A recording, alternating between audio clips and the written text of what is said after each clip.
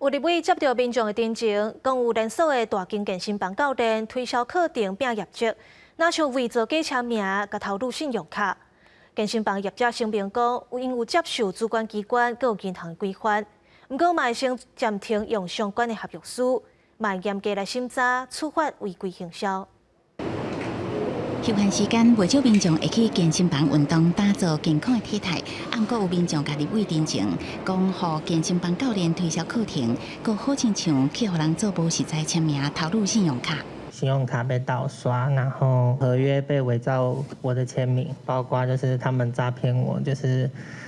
比赛的报名费用。这期间我就一直很纳闷，就是为什么就是我也没有拿到合约，然后也没有发票的。那基于信任，我是会跟他们多买一些课程，那帮他们冲业绩。那但是离职以后，合约上说，所谓的有效期限来限制消费者退费，说你这个合约是已经过期了，不能退费。叶先生讲，财损的金额差不多34万，杨先生是原本的课部上完，搁买72节课，金额是9.8万。立委陈昭华指出，已经有真侪的消费者申请，希望相关单位会当对这个公司的上市，也有行销的不当盈利的状况做调查。在定型化契约里面有3天的一些审阅期哦，要求业者这边一定就是要把契约要给这个消费者依照消保法的56之1条的一个规定来予以处罚。那每一次的罚款是3万到30万之间。正式成为上市柜公司之后，我们金管会就会跟证交所做一些相关程度的监理啊，那也会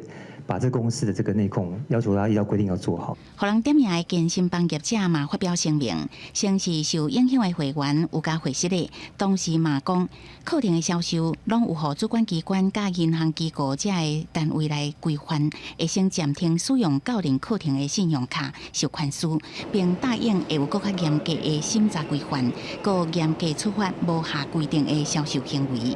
记者综合报道。